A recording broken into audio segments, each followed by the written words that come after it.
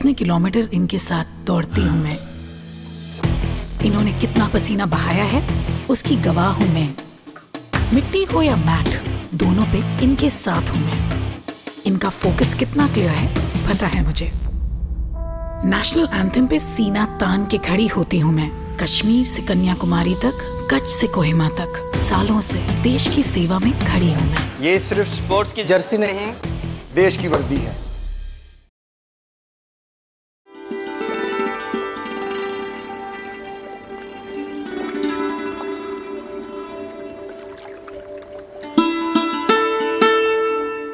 नमस्कार, आज के विशेष कार्यक्रम में मैं अपलव सक्सेना आप सभी का स्वागत करता हूं। जैसे कि आप जानते हैं 29 अगस्त को हम सब मनाते हैं राष्ट्रीय खेल दिवस। आज राष्ट्रीय खेल दिवस यानी कि दूरदर्शन की अगर हम पूरी परिवार की बात करें तो उसकी तरफ से राष्ट्रीय खेल दिवस पे मैं आप सभी को बहुत बहुत शुभकामनाएं देना चाहता हूं और ये बताना चाहता हूं कि हर एक खिलाड़ी एक सपना रखता है कि भारत का परचम, भारत का नाम पूरी दुनिया में रोशन इसी तरह से वो करते रहें और आगे आने वाली पीढ़ी को भी इसी तरह से वो प्रेरणा देते रहें। आज इस विषय पे हम बात करने वाले हैं, वो विषय है अंतर्राष्ट्रीय खेलों में भारत के बढ़ते कदम। भारत किस तरह से अपने कदमों को बढ़ा रहा है, भारत किस तरह से अपने मेडल यानी अंक तालिकाओं में अपने जो नाम है उसको ऊपर कर रहा है, इस बारे में आज हम बात करेंगे। आज हमारे साथ में सम्मिलित हैं इस चर्चा में सत्यप्रकाश यादव जी। आप फॉर्मर हेड कोच रह चुके हैं men's and women's basketball team के और साथ ही साथ में बहुत सारे मेडल आपने अपने नाम किए हैं। आपका बहुत बहुत स्वागत है सर आज के कार्यक्रम में। नमस्कार। सबसे पहले मैं देशवासियों को अपनी ओर से और दूरदर्शन चैनल की ओर से इस खेल दिवस पर बहुत बहुत शुभकामनाएं देता हूं। बहुत बहुत धन्यवाद सर। और साथ ही साथ में हमारे साथ में एक और डायनेमिक पर्सनालिटी आज हैं जो आज इस चर्चा में हमारे साथ में सम्मिलित हुई हैं। मैं बात कर रहा हूं शताब्दी अवस्थी मैम की। आप इंटरनेशनल पैरा एथलीट हैं और पैरालंपिक्स चैंपियन भी हैं। आपका बहुत बहुत स्वागत है मैम आज के कार्यक्रम में। नमस्कार। और साथ ही साथ में डायरेक्टर स्पोर्ट्स हमारे साथ में हैं डॉक्टर रीना पुनिया मैम। आज हम उनसे भी जानेंगे आज के हमारे इस विषय के बारे में। आपका भी बहुत बहुत स्वागत है मैम आज के कार्यक्रम में। सत्यप्रकाश सर, जैसे कि आज का जो विषय है, आपने अपनी जर्नी के अंदर बहुत सारे मेडल्स अपने नाम किए, 30 मेडल्स के आसपास आपने नाम किए, 19 गोल्ड, सिल्वर, 3 सिल्वर, 8 ब्रॉन्ज, इतने सारे लेगेसी आपके साथ में है, बहुत सारे अवार्ड आपने नाम किए। अगर हम आज की बात करें अंतर्राष्ट्रीय खेलों में भारत के बढ़ते कदम, आप इसको किस तरह से देखते हैं? मैं सबसे पहले ये बताना चाहूँगा कि हमारा देश अब अंतर्राष्ट्रीय स्तर जिसमें ओलंपिक्स, एशियन गेम्स जी, कॉमनवेल्थ गेम्स और विश्व चैंपियनशिपों में बहुत ही बेहतर प्रदर्शन कर रहा है, ख़ास तौर से पिछले एक दशक से जी। यदि हम कंपैरिजन करें पिछले 2 दशकों का, तो ओलंपिक्स में 2000 से 2012 तक हमारे केवल 11 मेडल थे। उसके बाद में हम 2016 से अब तक की बात करें पिछले ओलंपिक्स, पेरिस ओलंपिक की, तो हमारे 15 मेडल हो गए जी। और हमारे पैरा ओलंपिक्स में इतनी ज़्यादा बढ़ोतरी हुई है और हमारे प्रधानमंत्री जी ने और हमारी खेल संस्थाओं ने इतना अच्छा काम किया है कि उसमें तो मतलब इतनी ज़बरदस्त बढ़ोतरी है कि जो मैडम है वो सब बताएंगी आपको जी। तो इसके अलावा जैसे हम एशियन गेम्स के अंदर हम 2014 में हमारे 57 मेडल थे, 2018 में हमारे 70 मेडल थे, 2013 में 106 मेडल थे, एक मेडल हमारा किसी कारणवश रह गया था। तो ये एक बहुत बड़ा जंप है एशियन गेम्स में और हमारी 4th प्लेस रही एशिया के अंदर। तो ये 44-45 कंट्री एशिया में पार्टिसिपेट करते हैं, काफ़ी अच्छा प्रदर्शन है। इसके अलावा कॉमनवेल्थ में भी हम 4th हैं। पिछले कॉमनवेल्थ में हमारे 61 मेडल थे। ओलंपिक्स में जैसे मैंने बताया हमारे 6 मेडल थे, उससे पहले 7 भी थे। लेकिन हमारी कंटिन्यूटी ओलंपिक्स में और इन खेलों में मेडल जीतने की बढ़ रही है और लगातार आ रही है। तो ये एक बहुत बड़ा साइन है हमारे देश के लिए, प्रोग्रेसिव है। वर्ल्ड चैंपियनशिप में हमारा बहुत अच्छा प्रदर्शन है और ख़ास तौर से यूथ हमारा जो आगे आ रहा है, जिसमें आपके रेसलिंग के बच्चे हैं, बॉक्सिंग की लवलीना और निखित ने बड़ा अच्छा वर्ल्ड चैंपियन रही हैं वर्ल्ड चैंपियनशिप में। इसके अलावा हमारी अभी आपने देखा होगा चेस के अंदर भी दिव्या हैं देशमुख, उन्होंने बड़ा अच्छा प्रदर्शन किया। और एक 18 साल का लड़का है जो देश का, गौतम है क्या शुभ नाम है उनका, उन्होंने भी बड़ा अच्छा प्रदर्शन किया। मतलब काफी सारे खिलाड़ी आप कह रहे हैं कि काफी। मेरा कहना है कि हमारा यूथ बहुत ही अच्छा कर रहा है, और इसका करने का कारण है कि हमारी खेल नीतियाँ, हमारा बजट और हमारे देश के प्रधानमंत्री की सोच इसके पीछे बहुत बड़ा उद्देश्य है। उन्होंने यही कहा है कि हम खेल को राष्ट्रीय विकास का एक साधन बनाएंगे, एक हिस्सा बनाएंगे। ये एक बहुत बड़ी बात है, बहुत बढ़िया बात है। तो इसलिए हम आगे अग्रसर हैं और हमारा उद्देश्य है कि हम 2036 में ज़्यादा से ज़्यादा मेडल, उसकी तैयारी भी चल रही है, शायद हम बिडिंग भी करेंगे जी, ज़्यादा से ज़्यादा मेडल जीतकर हम देश को अंतर्राष्ट्रीय स्तर पर, विश्व के स्तर पर हम आगे लेकर जाएं और हमारा परचम हर देश माने कि हाँ, भारत एक सशक्त भारत है, खेलों में भी सशक्त है। बिल्कुल बिल्कुल। तो बातचीत यहीं जारी रखेंगे, मिलते हैं एक छोटे से विराम के बाद। कितने किलोमीटर इनके साथ दौड़ती हूँ मैं, इन्होंने कितना पसीना बहाया है उसकी गवाह हूँ मैं। मिट्टी हो या मैट, दोनों पे इनके साथ हूँ मैं। इनका फोकस कितना क्लियर है पता है मुझे। नेशनल एंथम पे सीना तान के खड़ी होती हूँ मैं। कश्मीर से कन्याकुमारी तक, कच्छ से कोहिमा तक, सालों से देश की सेवा में खड़ी हूँ मैं। ये सिर्फ स्पोर्ट्स की जर्सी नहीं, देश की वर्दी है। तो विराम के बाद में आप सभी का स्वागत है। 29 अगस्त की अगर हम बात करें तो मेजर ध्यानचंद जी का जन्मदिन, इस उपलक्ष्य में हम इस दिवस को मनाते हैं। ये बहुत अच्छी बात हमारे सामने आई, और ये बात इतनी अच्छी बात है कि देखिए, माननीय प्रधानमंत्री जी द्वारा जितने भी एफर्ट्स किए जा रहे हैं उसकी सराहना हम सब करते हैं। स्पोर्ट्स को नेक्स्ट लेवल पे लेकर के जाना, स्पोर्ट्स को हर घर हर गांव तक पहुंचाना और स्पोर्ट्स के प्रति सबको अवेयर करना, जागरूक करना, और इस तरह की नीतियां लेकर के आना कि स्पोर्ट्स फ्रेंडली नेशन बन सके। ये जो रिसेंट पास में हम देख रहे हैं कार्य किया जा रहा है, इसके लिए गवर्नमेंट की जितनी सराहना किया जाए, माननीय प्रधानमंत्री की जितनी सराहना किया जाए उतनी कम है। बहुत अच्छी बात है और यही सर ने बात रखी है। अगर मैम शताब्दी मैम, मैं आपसे बात करूँ, पैरालंपिक्स की अगर हम बात करते हैं, आपने वर्ल्ड पैरा एथलीट चैंपियनशिप 2017 में भी मेडल अपने नाम किया। फिर अगेन हम बात करते हैं इंटरनेशनल लेवल पे स्पोर्ट्स की, तो किस लेवल पे आप देख रही हैं, किस तरह से ये जो बढ़ते कदम है आगे बढ़ रहे हैं भारत के? जी, निश्चित रूप से भारत के कदम अंतर्राष्ट्रीय स्तर पर बढ़ रहे हैं, और मैं कहूँगी ना सिर्फ बढ़ रहे हैं बल्कि हम बहुत मजबूत स्थिति में आज खड़े हुए हैं जी। क्योंकि मैं पैरा स्पोर्ट्स से हूँ तो मैं पैरा स्पोर्ट्स की ही बात करूँगी।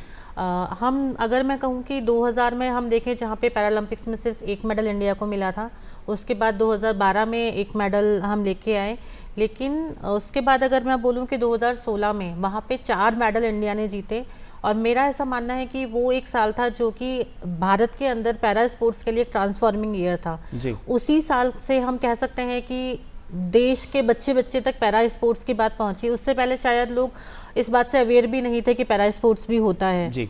तो 2016 में बहुत अच्छा प्रदर्शन हमने किया। उसके बाद सभी लोगों ने देखा कि कोविड के अंदर जो टोक्यो पैरालंपिक्स हुए थे वहाँ पे 19 मेडल इंडिया को मिले, और पेरिस पैरालंपिक्स में तो बिल्कुल हमने बहुत मजबूती से अपने झंडे गाड़े और 29 मेडल पैरालंपिक्स में इंडिया ने जीते। तो ये इसको हम देख सकते हैं कि लगातार हम बात करें तो एकदम हाँ बिल्कुल हम बढ़ते जा रहे हैं, और मेरा मानना है कि हम बढ़ते ही रहेंगे। अब जो कदम बढ़े हैं वो रुकेंगे नहीं। इसी क्रम में मैं बताना चाहती हूँ कि अभी आज से मतलब अभी हम अगले महीने हम देख रहे हैं कि भारत के अंदर विश्व पैरा एथलेटिक चैंपियनशिप का आयोजन होने जा रहा है, जो कि अब तक इंडिया का सबसे बड़ा एक स्पोर्ट्स का आयोजन है। इसमें 160 से ज़्यादा कंट्रीज़ अभी तक रजिस्टर कर चुके हैं, और हमें उम्मीद है कि शायद 2-3 कंट्रीज़ और आने वाले हैं।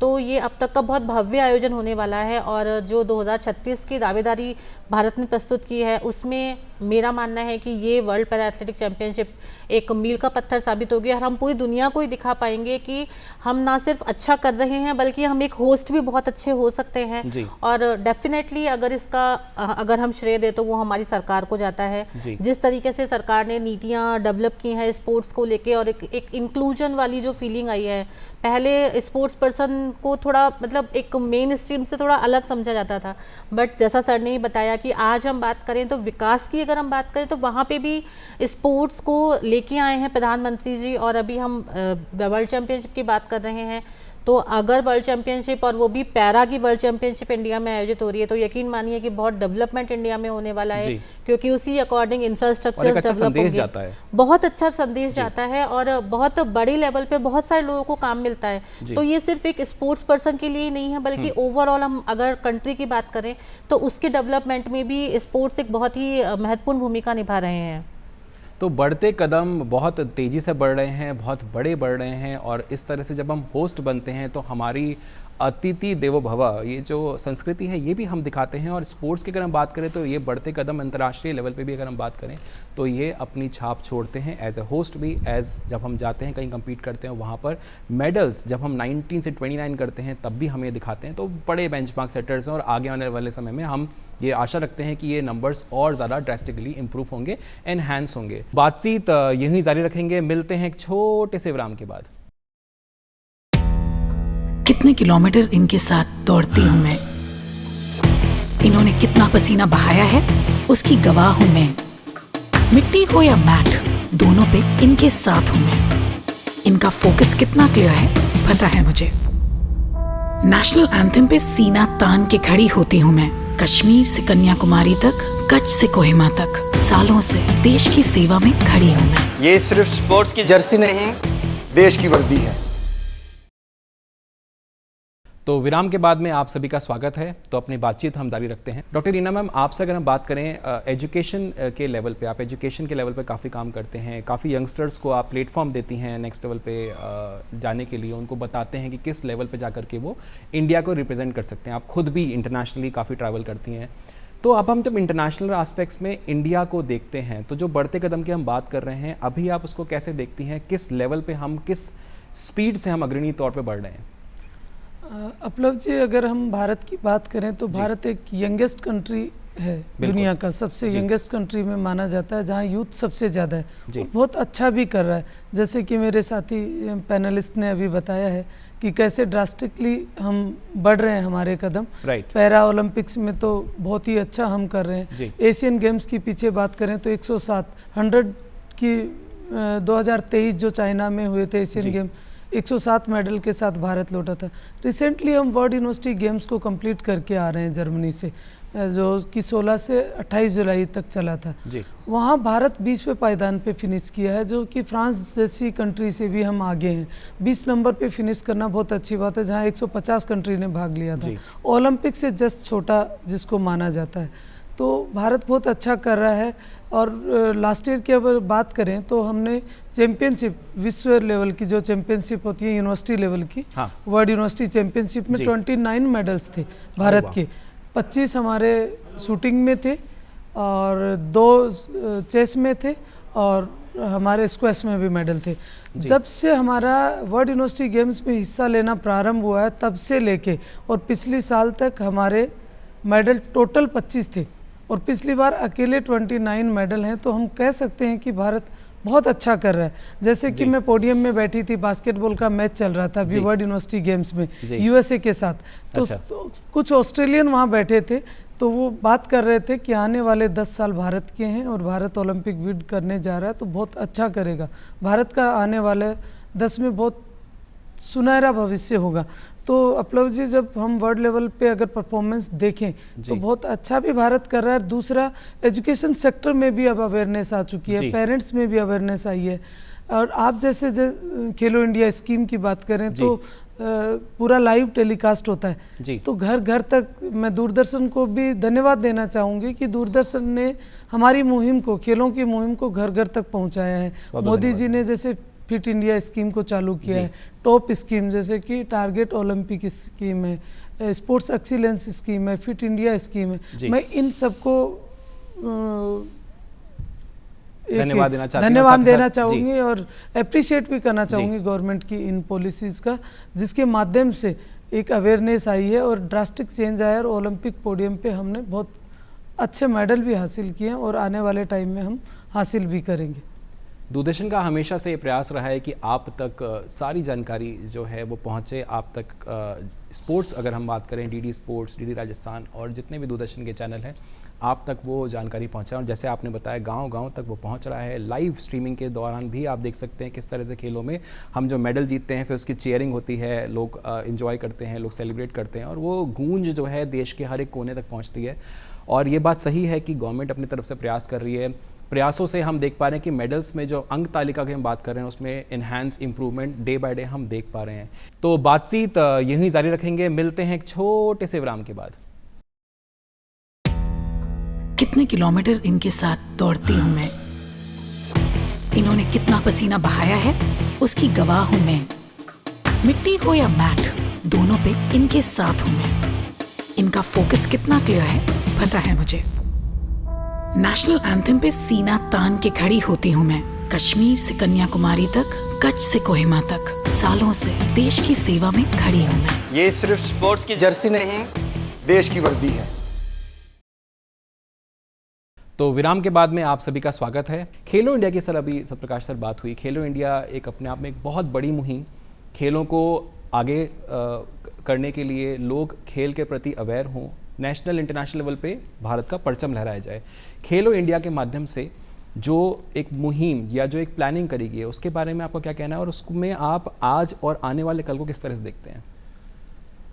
देखो जी, खेलो इंडिया जो विजन है ये हमारे यशस्वी प्रधानमंत्री आदरणीय श्री मोदी जी का ही ये विजन है जी, जो कि 2016-17 में इसका इनॉग्रेशन हुआ था जी, और 18 में इसका इम्प्लीमेंटेशन चालू हो गया था जी। खेलो इंडिया एक ऐसा प्लेटफॉर्म दिया है जो कि स्कूल से लेके कॉलेज, यूनिवर्सिटीज़ और इवन गांवों तक भी इसका प्रचार प्रसार होगा जी। और अभी मैं अगर आपको बजट की बात करूं, क्योंकि एक बहुत अच्छी स्कीम है, इसमें हर लेवल पर, इसमें सबसे ज़्यादा बजट खेलो इंडिया में 1000 करोड़ का अभी 2025-26 में दिया है, जो कि स्पोर्ट्स अथॉरिटी से भी ज़्यादा है। वो कारण यही है कि हमें गाँव से पहले खेल जो थे ज़्यादातर शहरों में ही सीमित थे, लेकिन क्योंकि अवेयरनेस नहीं थी। प्रधानमंत्री जी का जो विजन है इसको गांवों से लेकर के, शहरों से लेकर के हर स्तर तक, हर कोने तक, पंचायत स्तर तक पहुंचाने का पूरे देश में है। क्योंकि 140 करोड़ में से न जाने कौन सा खिलाड़ी, कौन सा भारतीय विश्व चैंपियनशिप या ओलंपिक्स में मेडल लाए। बिल्कुल, और ये बहुत अच्छी शुरुआत है। अभी मैं आपको बजट की बात बताऊं, क्योंकि खेलों में एक पैसे का भी बहुत ज़्यादा बजटरी जरूरी है। उसमें अभी 2025-26 का जो बजट की बात करूं तो ये 3794 करोड़ है, जो कि पिछले बजट की तुलना में 3232 करोड़ था। काफ़ी इजाफा किया है इस वर्ष जी। और इसमें जो राष्ट्रीय स्कीमें हैं उनके लिए 2190 करोड़ का दिया बजट, जो कि ये कम बजट नहीं है। इसके अलावा हमारे खेलो इंडिया को ही 1000 करोड़ का दिया है, जो बहुत बड़ी अच्छी बात है।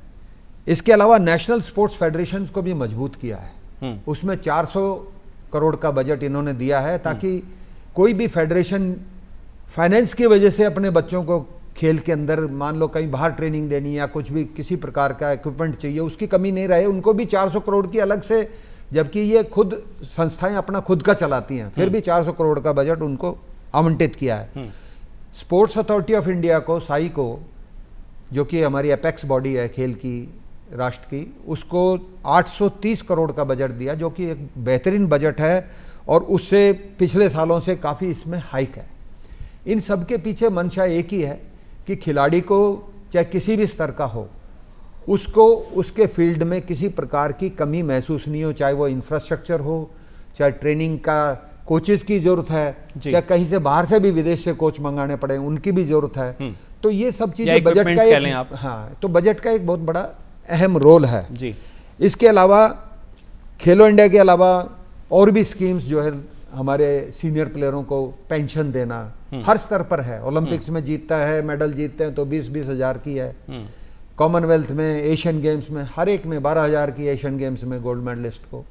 तो गवर्नमेंट की तरफ से प्रोत्साहन में कोई कमी नहीं है जी। इसके अलावा जैसे अभी हमारे फिजिकली डिसेबल्ड हमारी बहन बैठी हैं, इन्होंने बताया कि इसमें तो इतना ज़बरदस्त इजाफा हुआ है मेडल जीतने में। कारण है उसका कि हमारे सुविधाएं देने में भारत सरकार ने इसमें भी कमी नहीं छोड़ी है। और हमारे झाझड़िया जो है, जो राजस्थान का ही है, उसने भी बड़ा अच्छा काम कर रहा है। और अभी वर्ल्ड चैंपियनशिप आपकी हो रही है उसके अंदर, तो वो एक देखने लायक कदम होगा जी। तो अभी मैं आपको बताऊं, एक मोदी जी ने बहुत विशेष कार्यक्रम शुरू किया है जी। देश के जितने सांसद हैं सभी सांसदों को एक उन्होंने सलाह और निर्देश भी दिया है कि आप अपने क्षेत्र में शहर से लेकर गांव तक सांसद खेल का आयोजन करें। अच्छा। अभी मैं देख रहा था, टीवी पे आ रहा था, आपके दूरदर्शन में भी आया, बड़ा अच्छा प्रोग्राम दिखाया दूरदर्शन ने। उन्होंने दिखाया कि अलवर डिस्ट्रिक्ट के वो सांसद हैं, अलवर शहर से, अलवर से, वहाँ पर गांव से लेकर ढाणियों से सभी बहुत से मास पार्टिसिपेशन था हर एक खेल में जी, सभी खेलों में जो कि भारतीय ओलंपिक संघ से जुड़े हैं। तो बड़ा अच्छा उनका प्रोग्राम रहा और उनसे सभी पूरे देश के अंदर एक मैसेज गया कि सांसद खेल ऐसे कराए जाने चाहिए कि सभी का मास पार्टिसिपेशन हो, कोई कास्ट क्रीड कुछ भी नहीं उसमें शामिल था जी। तो मैं ये इनको मोदी जी को धन्यवाद देता हूं कि उनकी सोच हमसे भी आगे है। हम सब देते हैं सर, हम सबसे भी आगे है जी। कि वो न जाने किस स्तर पर सोचते हैं और इतना समय कैसे मिल गया उनको खेल के लिए, उनका इतना प्रेम है। जैसे ही मेडल ओलंपिक्स में जीतते हैं, चाहे वो किसी भी क्षेत्र में हो, पैरा में हो या किसी में चाहे यूनिवर्सिटी गेम्स में हो, सीधा डायरेक्ट फोन करते हैं जी कि कैसे हो, आपने जीता, आपको मुबारकबाद। तो एक बहुत बड़ी बात, बहुत बड़ी बात है ये सोच होना। और एक लीडर जब एक बेंचमार्क सेटर बनता है, जब वो लीड करता है, तो पूरा देश देखिए किस तरह से आगे बढ़ता है, साथ आता है और अपना जो नाम है वो कैसे परचम लहराने की तरफ बढ़ता है। ये आपको पास्ट रिजल्ट्स भी बताएंगे एंड आई एम 100% श्योर आपको फ्यूचर रिजल्ट्स भी बताने वाले हैं। तो बातचीत यहीं जारी रखेंगे, मिलते हैं एक छोटे से विराम के बाद। कितने किलोमीटर इनके साथ दौड़ती हूँ मैं, इन्होंने कितना पसीना बहाया है उसकी गवाह हूँ मैं। मिट्टी हो या मैट, दोनों पे इनके साथ हूँ मैं। इनका फोकस कितना क्लियर है पता है मुझे। नेशनल एंथम पे सीना तान के खड़ी होती हूँ मैं। कश्मीर से कन्याकुमारी तक, कच्छ से कोहिमा तक, सालों से देश की सेवा में खड़ी हूँ मैं। ये सिर्फ स्पोर्ट्स की जर्सी नहीं, देश की वर्दी है। तो विराम के बाद में आप सभी का स्वागत है। पैरालंपिक्स की अगर हम शताब्दी में हम बात करें, अभी जो बात हो रही थी अंक तालिकाओं में बहुत अच्छा हम कर रहे हैं, मतलब एक्सीलेंट। एक तरह से अगर इसको गलत नहीं होगा मैं बोलूँगा मिरेकलस नंबर्स हैं। आप इसको अग्री करेंगी? क्या ऐसा बदलाव आया मैम कि मिरेकल्स की तरफ बढ़ने लगे? देखिए गवर्नमेंट को हम जितना अप्रिशिएट करें उतना कम है, क्योंकि गवर्नमेंट ने बहुत अच्छा काम किया। माननीय प्रधानमंत्री जी का फोकस इस तरफ आया और उन्होंने सबको प्रेरणा दी। आप देखिए सांसद के लेवल तक भी जा रहे हैं, गांव झाड़े तक पहुंच रहे हैं, फिर भी मिरेकल होना, ये इसके पीछे का मैम क्या आप मेन रीज़न क्या मानती हैं? इसके पीछे का जो मुझे मेन रीज़न लगता है, कहीं ना कहीं गवर्नमेंट की नीतियां तो है ही जो कि इतना प्रोत्साहन दे रही है खिलाड़ी को आगे बढ़ने के लिए। मुझे लगता है कि एक सोशल मीडिया भी इसका एक बहुत बड़ा रीज़न है, क्योंकि जब सोशल मीडिया नहीं था तो बहुत सारी चीज़ें हर एक तक अवेलेबल नहीं थी, वहाँ तक नहीं पहुँच पाती थी। बट आज हम देखते हैं कि कहीं भी विश्व के किसी भी कोने में कुछ भी होता है तो सेम टाइम में, रियल टाइम में वो इन्फॉर्मेशन हर एक के पास में अवेलेबल होती है। तो जो फेम मिलती है मतलब हर एक स्तर पे, वो एक बहुत बड़ा मोटिवेशन है। उसके साथ ही आपने भी डेफिनेटली सुना ही होगा कि किसी ज़माने में ये कहावत बोली जाती थी कि पढ़ोगे लिखोगे तो बनोगे नवाब, खेलोगे कूदोगे तो बनोगे खराब। आज का ऐसा नहीं है। हमारे मतलब एक वो जमाना था जहाँ पे स्पोर्ट्स को माना ही खराब जाता था। मतलब यही बोला जाता था कि अगर आप मतलब आप बर्बाद हो रहे हो, आप अपनी लाइफ बर्बाद कर रहे हो अगर आप स्पोर्ट्स की तरफ जा रहे हो तो ऐसा होता था कि स्पोर्ट्स को हम मेन स्ट्रीम नहीं मानते थे। स्पोर्ट्स कौन से लोग करते थे? वो लोग स्पोर्ट्स करते थे जो पढ़ाई में कुछ अच्छा नहीं कर पाते थे, या मतलब सोचा जाता था ऐसा, मतलब ऐसा होता था कि अगर आप पढ़ाई नहीं कर पा रहे हैं, आपके पास में फैमिली बिजनेस नहीं है, मतलब कोई स्कोप नहीं है, तो चलो एक लास्ट ऑप्शन बचता है कि आप स्पोर्ट्स करके देख लो, शायद यहीं पे कुछ हो जाए। लेकिन आज ऐसा नहीं है। आज के बच्चे जो हैं, पेरेंट्स भी हैं, वो स्पोर्ट्स को एक ऑप्शन मतलब नहीं समझ के उसको एक प्रायोरिटी देते हैं कि हाँ अगर आप स्पोर्ट्स अच्छा करते हो तो आप वो कर सकते हो। वो एक फ्रीडम दी है बच्चों को, और मेरा मानना है कि ये होनी भी चाहिए, क्योंकि ज़रूरी नहीं है कि आप सिर्फ एकेडमिक्स में अच्छे हों। हम एक पेरेंट्स की क्या एक्सपेक्टेशन रहती है बच्चों से, यही रहती है कि वो अच्छा करें, मतलब पढ़े लिखे, तो जिससे वो एक सेटल हो जाएं, एक सिक्योर लाइफ जी पाएं। तो हम देखते हैं कि जो लाइफ एक पढ़ाई से मिलती है वही लाइफ स्पोर्ट्स से भी मिल सकती है। बल्कि मैं तो ऐसा मानती हूँ कि स्पोर्ट्स पर्सन को जो फेम मिलती है या स्पोर्ट्स पर्सन को जो रिस्पेक्ट मिलती है वो शायद आप पढ़ाई के बेस पे नहीं ले सकते। जब आप मेडल जीतते हैं इंटरनेशनल लेवल पे तो आप सिर्फ अकेले नहीं होते हैं, वहाँ पे 135 करोड़ लोगों की उम्मीदें आपके साथ में होती हैं, उनका विश्वास आपके साथ में होता है और सच में जब आप जीतते हो तो पूरा देश आपके साथ में जीतता है, पूरा देश उस जीत का जश्न मनाता है। तो वो एक बहुत बड़ा मोटिवेशन होता है जब हम टीवी के ऊपर किसी भी स्पोर्ट्स पर्सन को देखते हैं।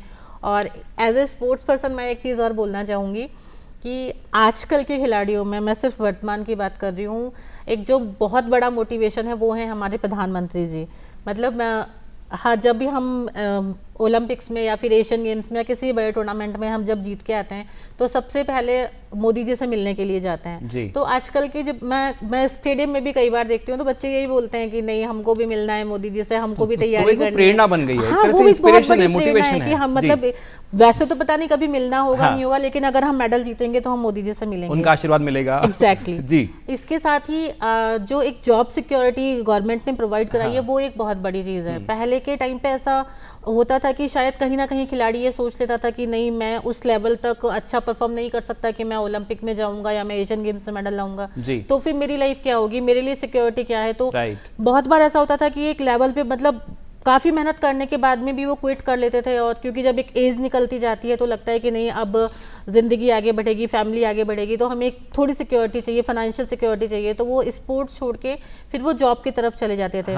अभी हमने जब से हम देख रहे हैं कि आउट ऑफ टर्न जॉब शुरू हुई है, आप नेशनल मेडल लेके आते हो तो आपको नौकरी मिलती है, तो एक वो बहुत बड़ा मोटिवेशन है कि जब आप स्टेट पे मेडल लेके आ रहे हो, आप नेशनल लेवल पे कम्पीट कर रहे हो, तो खिलाड़ी कहीं ना कहीं ये सोचता है कि शायद मैं थोड़ी सी और मेहनत करूं, मेरा मेडल आ जाएगा तो मुझे भी जॉब मिल जाएगी, सिक्योरिटी मिल जाएगी। तो ये एक बहुत बड़ा रीज़न है। उसमें आपका जो आपकी कहीं ना कहीं जो आपकी काबिलियत होती है उसको आप 100% नहीं डिलीवर कर पाते, लेकिन जब कोई एक मोटिवेशन आपके सामने होता है, एक लक्ष्य आपके सामने होता है और आपको पता है कि शायद मेरा थोड़ा सा और प्रयास करने से मुझे सब कुछ मिल सकता है, तो फिर वो प्रयास हम 200% मेहनत के साथ में करते हैं। और ये बात जो अभी शताब्दी मैम ने हमसे शेयर करी है, दिल को छुई, इसलिए मैं आप सबसे शेयर करना चाहता हूँ। जब हम बात करते हैं कि कोई भी एथलीट या कोई भी स्पोर्ट पर्सन जब एक मेडल जीत के आता है तो पूरा देश साथ होता है। मैम, वो गौरव का पल आपने भी हम लोगों को दिया और हम लोगों ने वो जिया है। मैम के लिए मैं इसी प्लेटफॉर्म पे तालियां बजाना चाहता हूँ। मैम, वो हम लोगों ने भी एक्सपीरियंस किया। मैं एक चीज़ शेयर करना चाहूँगी प्लीज प्लीज। मेरा बचपन से सपना था कि मैं आर्म्ड फोर्सेस ज्वाइन करना चाहती थी। मतलब एक वो देशभक्ति वाली फीलिंग थी कि देश के लिए कुछ करना है। लेकिन क्योंकि मेरा एक्सीडेंट हुआ, मैं व्हील चेयर पे आ गई, तो वो बहुत बुरी तरह से उस सपने को मैंने अपनी आंखों के सामने टूटते हुए देखा। तो मुझे बहुत तकलीफ होती थी हमेशा, मतलब एक कसक रहती थी मन में कि नहीं, मैं कुछ नहीं कर पाई। लेकिन जब मैंने पहली बार इंटरनेशनल लेवल पे अपनी कंट्री को रिप्रेजेंट किया, और यकीन मानिए कि वो जब आप जर्सी पहनते हैं जिसके ऊपर those 5 letters INDI ये लिखा, क्या बात, I'm sorry, I'm getting emotional। नहीं मैम, तो जब वो इंडिया लिखा होता है तो वो एक ऐसा, मतलब वो एक ऐसा पल था जो मैं जिंदगी में कभी नहीं भूल सकती। और जो जब मेरा नाम अनाउंस हुआ शताब्दी अवस्थी फ्रॉम इंडिया, तो मतलब एक वो चीज़ की पूरे देश में 135 करोड़ लोगों में सिर्फ आप अकेले होते हैं जो अपने देश को रिप्रेजेंट कर रहे हैं। तो वहाँ पे आपको ये समझ में आता है कि तो क्या हुआ अगर मैं आर्मी में ज्वाइन नहीं कर पाई, मैं आर्म फोर्सेज में नहीं जा पाई, मैं एज ए प्लेयर भी मैं अपनी कंट्री के लिए कुछ कर सकती हूँ। और हर एक, मुझे लगता है कि हर एक इंसान किसी भी तरह से कहीं ना कहीं देश के विकास में अपना योगदान दे सकता है। तो वो बहुत ही, मतलब मेरे लिए खुशी के पल थे। मैम, और आप सभी को सैल्यूट है मैम और सर, आप लोगों ने इतना अच्छा काम किया है, कर रहे हैं, आगे और लोगों को आप इंस्पायर करते हैं, मोटिवेट करते हैं, और फिर देश का नाम, जैसे आपने बताया है, आपने तो रोशन किया है, तो आपसे अच्छा तो इसको फीलिंग को कौन समझ सकता है। मैं वापस से आप सभी के लिए, तीनों के लिए तालियां यहाँ इस मंच पर बजाना चाहता हूँ। बहुत बहुत धन्यवाद। राजस्थान का नाम, हिंदुस्तान का नाम या हिंदुस्तान का परचम इंटरनेशनल लेवल पे फहराने के लिए। तो बातचीत यहीं जारी रखेंगे, मिलते हैं एक छोटे से विराम के बाद। कितने किलोमीटर इनके साथ दौड़ती हूँ मैं, इन्होंने कितना पसीना बहाया है उसकी गवाह हूँ मैं। मिट्टी हो या मैट, दोनों पे इनके साथ हूँ मैं। इनका फोकस कितना क्लियर है पता है मुझे। नेशनल एंथम पे सीना तान के खड़ी होती हूँ मैं। कश्मीर से कन्याकुमारी तक, कच्छ से कोहिमा तक, सालों से देश की सेवा में खड़ी हूँ मैं। ये सिर्फ स्पोर्ट्स की जर्सी नहीं, देश की वर्दी है। तो विराम के बाद में आप सभी का स्वागत है। मैम रीना मैम, मैं आपसे जानना चाहूँगा, जब हम वर्ल्ड यूनिवर्सिटी चैंपियनशिप की बात करते हैं, क्योंकि देखिए एजुकेशन या फिर यंगस्टर्स जो हम कल की पीढ़ी को तैयार करना चाहते हैं कि वो भी इस तरह से अपना नाम रोशन करें, भारत का परचम लहराएं, 135 से 40 करोड़ लोग उनको भी फॉलो करें या उनका भी अप्रिशिएशन करें, और वो भी ये पल जिए जब इंडिया या भारत उनकी जर्सी पे लिखा हुआ हो। उसकी तैयारियों के बारे में थोड़ा सा बताएं मैम, किस तरह से काम चल रहा है, क्या हम फ्यूचर देख पा रहे हैं? भारत अभी जैसे पिछले साल हमने वर्ल्ड यूनिवर्सिटी चैंपियनशिप शूटिंग में किया था, मेजबानी करी थी, फरीदाबाद में, दिल्ली में हुआ था। इस साल हम कमिंग ईयर में स्क्वैश की मेजबानी हमें मिली है। अच्छा। 26 में, जो कि हम बॉम्बे में होगा जी। तो भारत वर्ल्ड यूनिवर्सिटी गेम्स के लिए भी मेजबानी के लिए सोच रहा है कि हम अच्छा कर सकते हैं, क्योंकि आप जानते हैं कि भारत बहुत अच्छा होस्ट है, और जब भारत होस्ट करेगा तो मोटिवेशन लेवल और अच्छा होगा। जैसे कि शूटिंग में मैंने देखा कि बहुत अच्छा मोटिवेशन लेवल था खिलाड़ियों का, और नंबर 1 पे शूटिंग की टीम आई थी। और हमारे पास स्क्वैश की टीम भी बहुत अच्छी है, और उसी मोटिवेशन के साथ हमने बीट किया। हमारी होस्टिंग बहुत अच्छी थी तो हमें मिला भी है। वर्ल्ड यूनिवर्सिटी गेम्स भी हमें शायद मिलेगा अगर ओलंपिक्स से पहले। मेरा मानना है कि अगर वर्ल्ड यूनिवर्सिटी गेम्स को अगर होस्ट करेंगे तो ओलंपिक्स के लिए भी हमारे लिए बहुत अच्छा होगा। और इसके लिए मैं खेलो इंडिया जो हमारी मुहिम है यूनिवर्सिटी गेम्स में, कंटिन्यूसली जो खेलो इंडिया ऑर्गेनाइज हो रहे हैं, जो कि 5वां एडिशन हमारे राजस्थान में नवंबर में होने जा रहे हैं, उसका भी मैं खेलो इंडिया स्कीम को भी एक मोटिवेशन के रूप में देखती हूँ। जब से खेलो इंडिया आया है तब से हर इंस्टीट्यूट को एक होड़ सी लगी है कि मुझे टीवी पे आना है, जो कि वो 20 गेम होते हैं। पिछली बार तो आपने देखा होगा कि माका ट्रॉफी भी खेलो इंडिया के माध्यम से ही यूनिवर्सिटी को दी गई थी।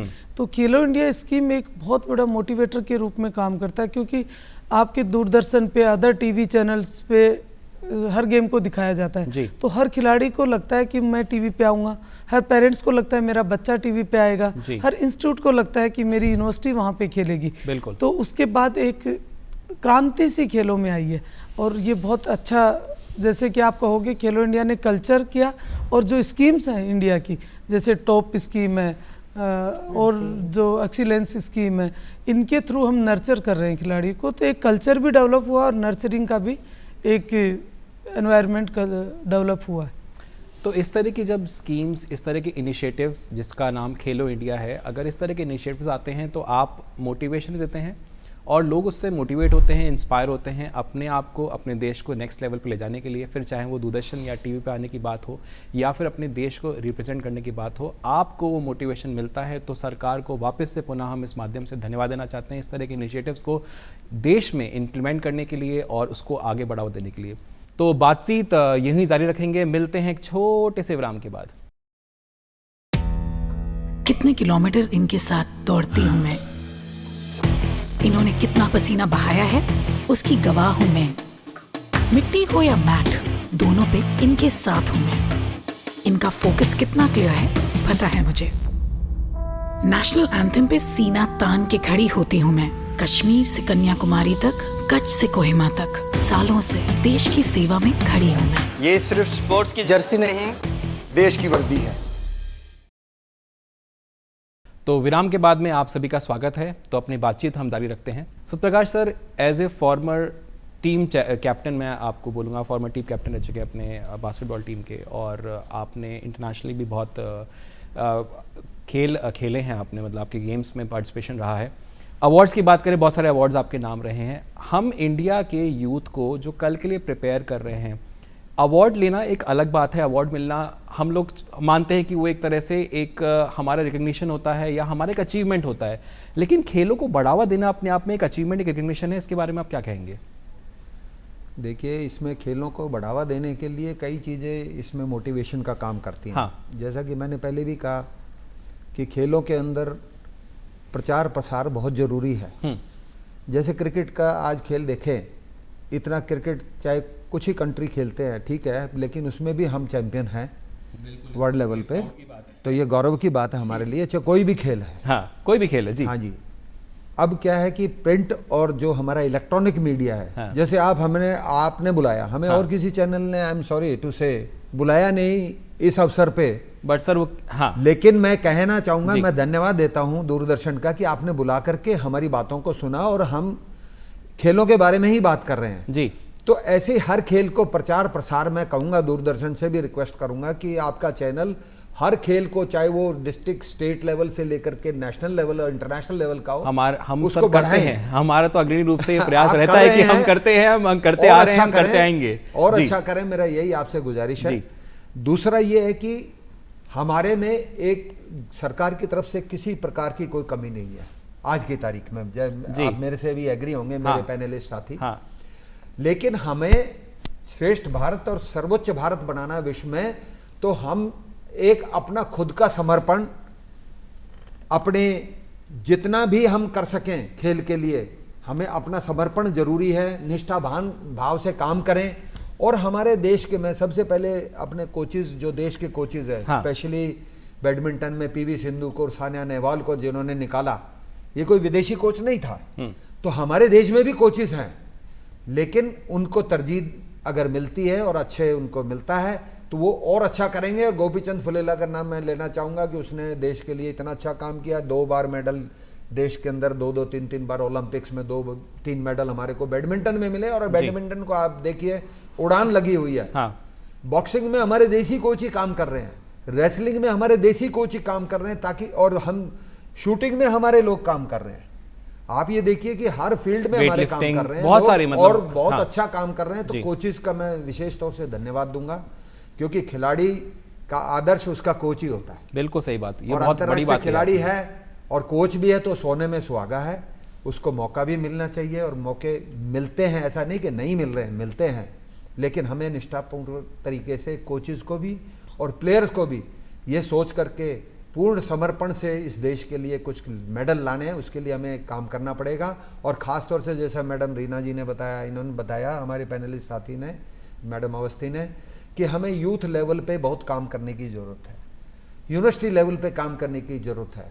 2036 का ओलंपिक इन्हीं खिलाड़ियों से, स्कूल वाले और कॉलेज के खिलाड़ियों से ही हमारे जो बच्चे निकलेंगे, जो 2036 में मोदी जी का सपना, उसे हम साकार करेंगे।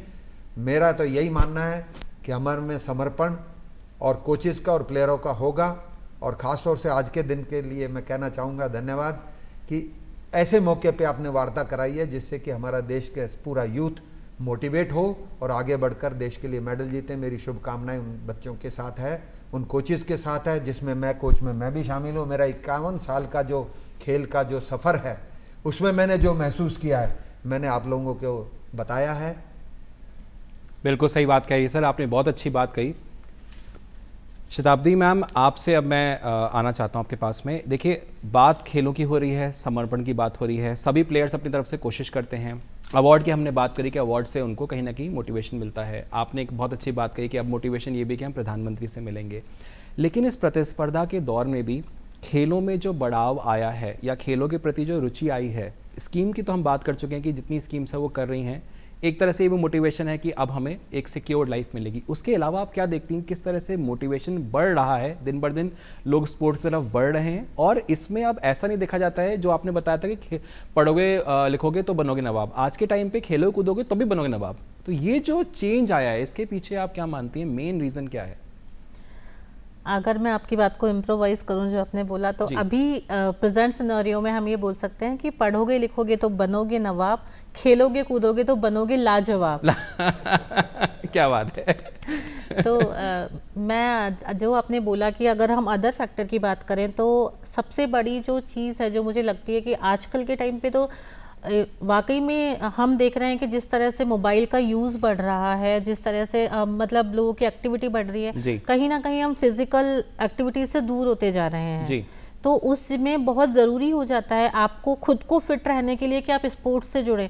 ज़रूरी नहीं है कि एज ए प्रोफेशनल ही आप स्पोर्ट्स को अडॉप्ट करें, आप एक एंटरटेनमेंट के लिए या अपनी फिटनेस के लिए भी स्पोर्ट्स को, आजकल लोग मतलब बहुत सारे लोग ऐसे हैं जो सिर्फ इसलिए स्पोर्ट्स शुरू करते हैं कि खुद को रियलाइज़ हो जाता है कि नहीं हमारा फिटनेस ठीक नहीं हो रही है, फिजिकली हम फिट नहीं रह पा रहे हैं, बहुत सारी प्रॉब्लम्स होनी शुरू हुई हैं, वो बस फिट रहने के लिए स्पोर्ट्स शुरू करते हैं और उन्हें इतना प्यार हो जाता है स्पोर्ट्स से कि वो उसको प्रोफेशनली भी अपना लेते हैं। खासकर हमारे पैरा स्पोर्ट्स में तो ऐसे बहुत सारे लोग हैं जो कि ओलंपिक में भी पैरालंपिक्स में भी मेडल लेके आए हैं।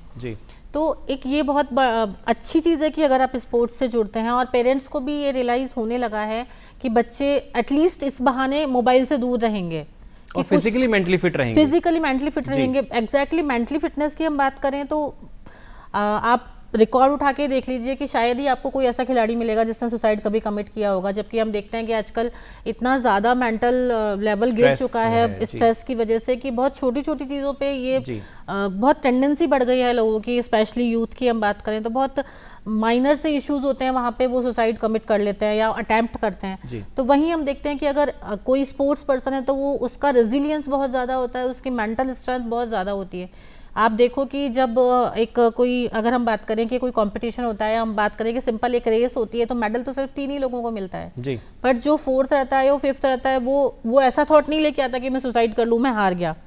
वो एक दिन 2 दिन वो थोड़ा उनको लगता है कि शायद हम मतलब दुख डेफिनेटली दुख होता है, बट एक स्पोर्ट्स पर्सन जानता है कि हाउ टू एक्सेप्ट डिफीट, उसको पता है कि हार को कैसे स्वीकार करना है, अपनी कमियां ढूंढनी है और अगले दिन से वो फिर से उसी में लग जाता है। तो यही चीज अगर हम अपनी लाइफ में भी देखें, पर्सनल लाइफ में भी देखें, प्रोफेशनल लाइफ में भी देखें तो बहुत जरूरी होता है। ऐसा हर बार ऐसा नहीं होता कि आपको हमेशा मनचाही चीज मिल जाती है, बहुत बार आपको जिंदगी में भी हार का सामना करना पड़ता है।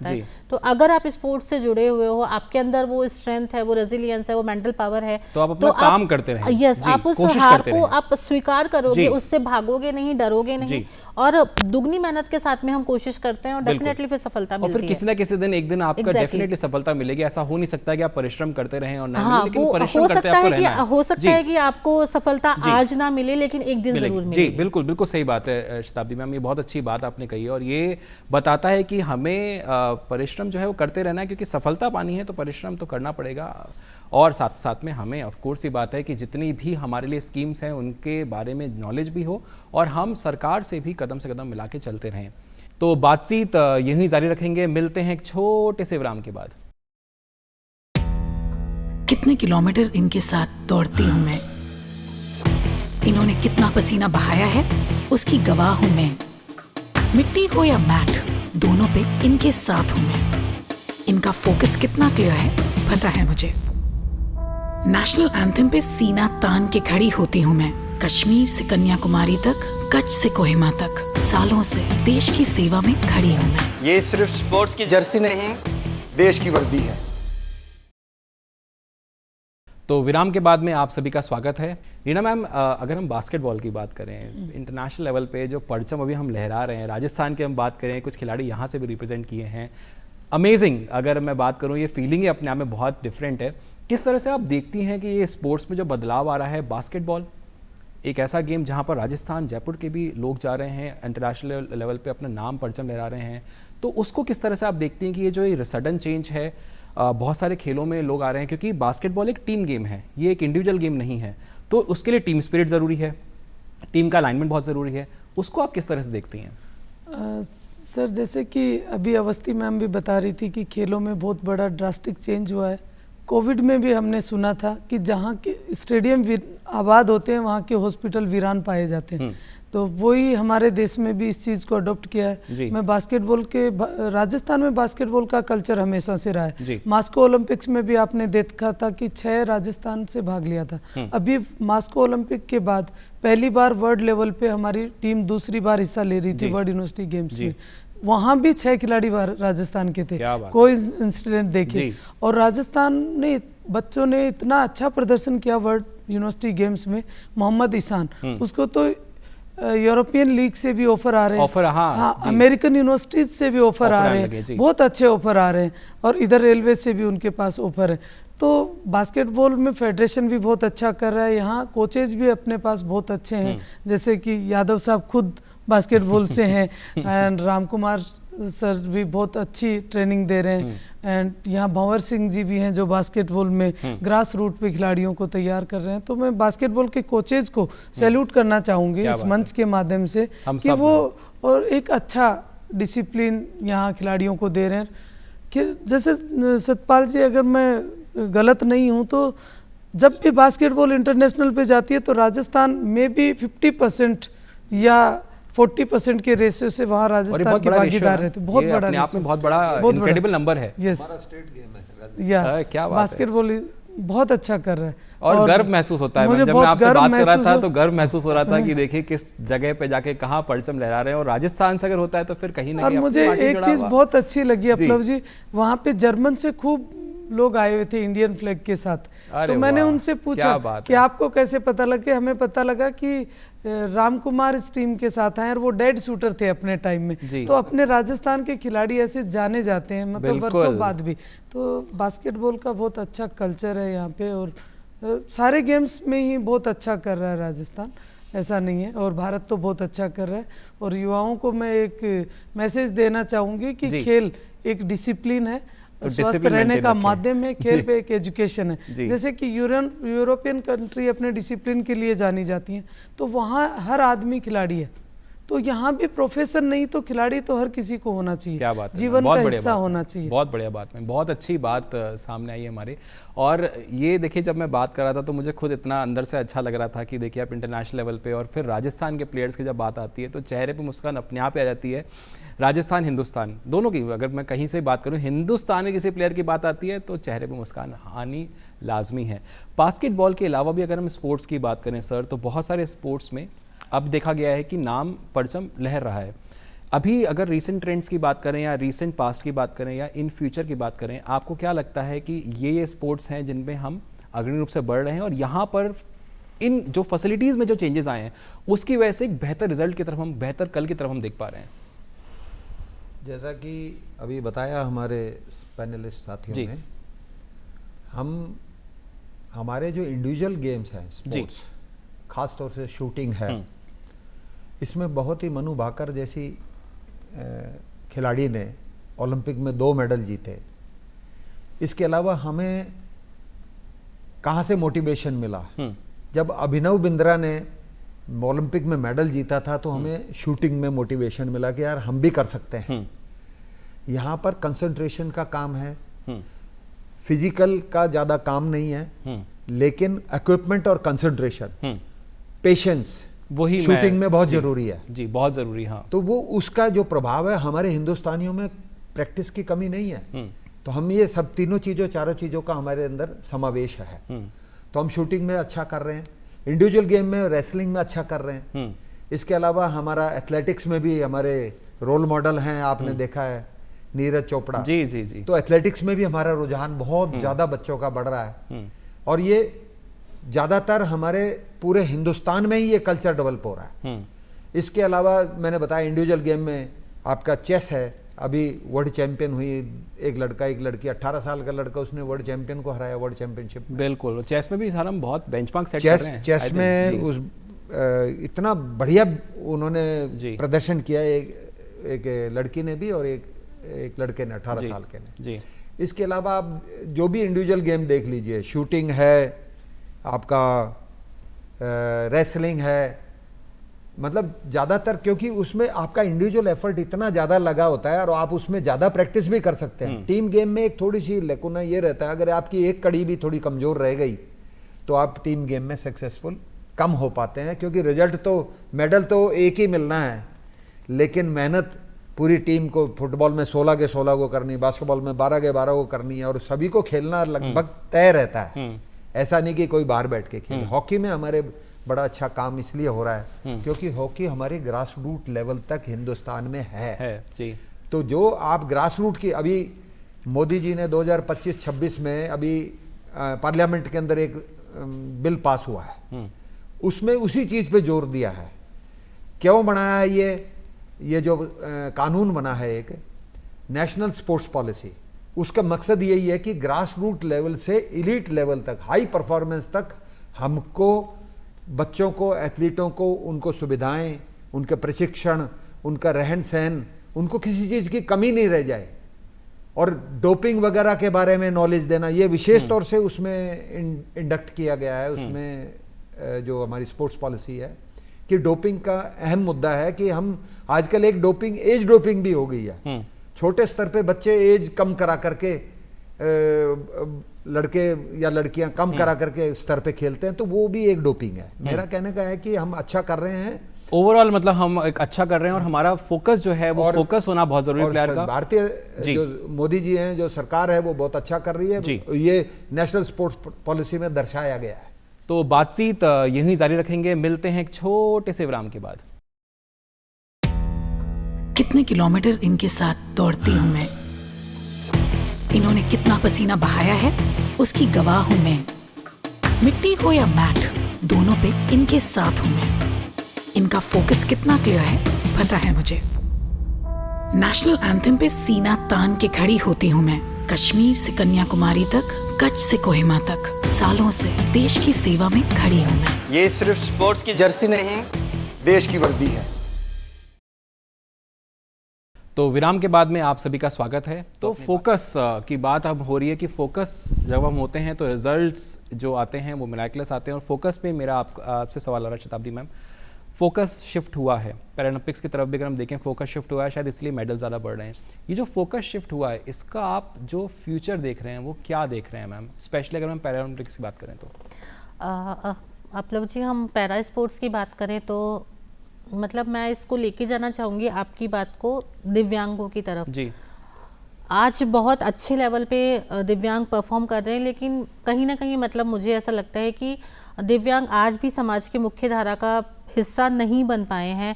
वो लोग जो कुछ नहीं कर पा रहे हैं, वो अभी भी डिप्राइव्ड कंडीशन में हैं और उन्हें आगे बढ़ने के लिए कुछ चाहिए। तो दिव्यांगों की बात करें तो एक मुझे लगता है कि स्पोर्ट्स एक ऐसी चीज़ है जो बहुत ही उनके लिए बेनिफिशियल है और बहुत तो मतलब खुद को आगे पहल करनी बहुत चाहिए। कम रिसोर्सेज में वो अपने आप को आगे लेके आ सकते हैं, जी। एक समाज के अंदर एक रिस्पेक्टेबल सिचुएशन बना सकते हैं और अपनी ज़िंदगी को आराम से बिता सकते हैं। बहुत सारे दिव्यांग ऐसे होते हैं मतलब जी जो पूरी ज़िंदगी अपने घर से बाहर निकल पाते। बहुत से लोगों से ऐसा मैं भी मिली हूँ, और क्योंकि मेरा एक्सीडेंट हुआ था और मैंने अपनी दिव्यांगता से पहले की भी ज़िंदगी जी है और बाद की भी ज़िंदगी जी है। तो जब मेरा एक्सीडेंट हुआ था तो मुझे ही बहुत सारे लोगों ने ये फील कराया था कि जैसे अगर मेरा एक्सीडेंट हो गया तो कोई बहुत बड़ा गुनाह मैंने कर दिया और अब मुझे जीने का अधिकार नहीं है। मतलब लोग मेरे घर पे आके ये बात बोल के आते थे कि शायद ये मर जाती तो अच्छा रहता, बट ऐसा नहीं है। अगर आपके अंदर वो एक जुनून है, अगर आप कुछ करना चाहते हैं तो डेफिनेटली जब आप सक्सेस होते हैं तो पूरी दुनिया आपको पूछती है। तो दिव्यांगों के लिए स्पोर्ट्स एक बहुत मोटिवेशन है जिससे कि वो अपनी इस दिव्यांगता को हराकर जिंदगी में आगे बढ़ सकते हैं, और मैं मानती हूँ कि आने वाले टाइम में भी हम बहुत अच्छा करेंगे। तो पहल आपको करनी है, पहला कदम आपको लेना है, सरकार आपके साथ है, हम आपके साथ, तो कदम आगे बढ़ाएं जिससे कि ये जो मेडल हम देख रहे हैं कि बहुत ड्रास्टिकली इंप्रूव हो रहे हैं, बहुत ज़्यादा इंक्रीज़ हो रहे हैं, ये और भी इंक्रीज़ हो रहे हैं। हम मतलब परचम जो है वो लहराते रहें, आगे आने वाली जनरेशन को भी हम मोटिवेट इंस्पायर करते रहें। और आगे आने वाली जनरेशन की जब हम बात करते हैं तो एजुकेशन बहुत उसमें एक इम्पॉर्टेंट पार्ट अदा करती है। आज के टाइम पे वर्ल्ड यूनिवर्सिटी हम चैंपियनशिप की बात करें या यूनिवर्सिटी लेवल पे बात करें, स्टडीज़ के साथ में किस तरह से आप देख रही हैं कि जो समागम है वो बैठ रहा है और आगे आप फ्यूचर का किस तरह से देख रही हैं मैम? आप अपने जी, जैसे मैडम ने अभी बताया कि स्पोर्ट्स एक ऐसा जो हर कमजोरी से लड़के आदमी को आगे लेके आता है। और ये चीज़ एजुकेशन सेक्टर से हम पहल कर सकते हैं और पहल हो भी चुकी है। वहाँ से बीज बोलने वाली बात जी, जैसे कि कोचेज हैं, वहाँ इंफ्रास्ट्रक्चर भी है, पैसा भी है, और आपके पास जिनको पैसा लगाना है या यूथ को जिस पे लगाना है वो भी आपके पास है, तो सारी चीज़ें वहाँ पे हैं। तो मेरा तो ये मानना है कि फेडरेशन और एजुकेशन सिस्टम को साथ मिलके काम करना चाहिए। एक चिंगारी वहाँ उस यूथ में बढ़नी चाहिए जिससे कि उस यूथ में एक मोटिवेशन आए, मास पार्टिसिपेशन बढ़े, कल्चर क्रिएट हो, और नर्चरिंग का काम फिर फेडरेशन अपने लेवल पे उनका करे, वो एजुकेशन सेक्टर में घुसे। एजुकेशन सेक्टर अच्छा कर रहे हैं पर वो अपनी चॉइस से कर रहे हैं। हमें ऐसी पॉलिसी लानी पड़ेगी जो बाई चॉइस और बाई फोर्स दोनों होंगी। या तो इंस्टीट्यूट चॉइस से करें, वो चॉइस से नहीं करें तो बाई फोर्स से।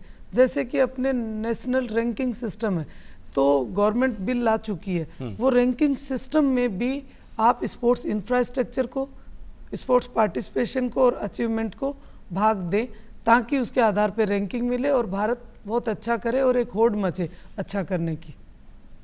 तो होड़ मचे, अच्छा भारत करे, अच्छा भारत करता रहे, ये जो बीच की बात करी थी वो हमने ग्रास रूट लेवल पे भी करी और साथ ही साथ पे एजुकेशन के साथ में उसके समागम में भी करी, जिससे कि क्या है कि एक जो हम कल तैयार कर रहे हैं वो आज से तैयार होगा, तब हमारा एक बेहतर कल होगा। सर, ऐसा लग रहा है कि मैं आपसे ना बात करते जाऊं और आप लोगों से भी, इनफैक्ट मैं सभी तीनों पैनलिस्ट से बोल रहा हूं, लेकिन समय हमें कहीं ना कहीं रोकता है। तो फिर मिलेंगे हम एक नए प्रोग्राम में, लेकिन आप लोगों का मैं तहे दिल से धन्यवाद देना चाहता हूं कि आपने इतनी अच्छी हमारे सामने बातें रखी और अब दिख रहा है कि बेहतर भविष्य होना ही है। ऐसा नहीं कि वो होगा, हम इसकी आशा करते हैं, हम ये मानते हैं कि बेहतर भविष्य होना ही है भारत का जो सितारा है वो दमकेगा, चमकेगा, पूरी दुनिया इसका लोहा मानती है और आगे भी मानेगी। मैं आपका सर और मैम, आप दोनों का बहुत बहुत धन्यवाद देता हूँ आज के हमारे इस प्रोग्राम में। सो अब हमें भी ये प्रण लेना है कि हमें भारत का परचम लहराना है। स्पोर्ट्स को आगे हम खुद भी बढ़ाएंगे और औरों को भी हम मोटिवेट करेंगे, इंस्पायर करेंगे कि स्पोर्ट्स को लेकर के वो आगे बढ़ें। जो भारत का ये सितारा है या जो ताकत है स्पोर्ट्स की, ये पूरी दुनिया में हम इसी तरह से इसका परचम लहराते रहें और स्पोर्ट्स पर्सनालिटीज़ इसी तरह से हमें गौरवान्वित महसूस कराती रहें।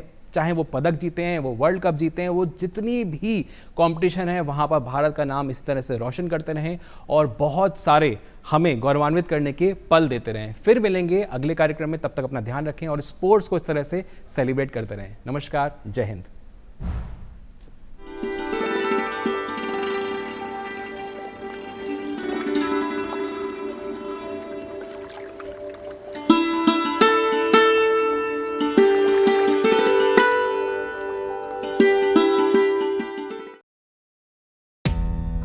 कितने किलोमीटर इनके साथ दौड़ती हूँ मैं, इन्होंने कितना पसीना बहाया है उसकी गवाह हूँ मैं। मिट्टी हो या मैट, दोनों पे इनके साथ हूँ मैं। इनका फोकस कितना क्लियर है पता है मुझे। नेशनल एंथम पे सीना तान के खड़ी होती हूँ मैं। कश्मीर से कन्याकुमारी तक, कच्छ से कोहिमा तक, सालों से देश की सेवा में खड़ी हूँ मैं। ये सिर्फ स्पोर्ट्स की जर्सी नहीं, देश की वर्दी है।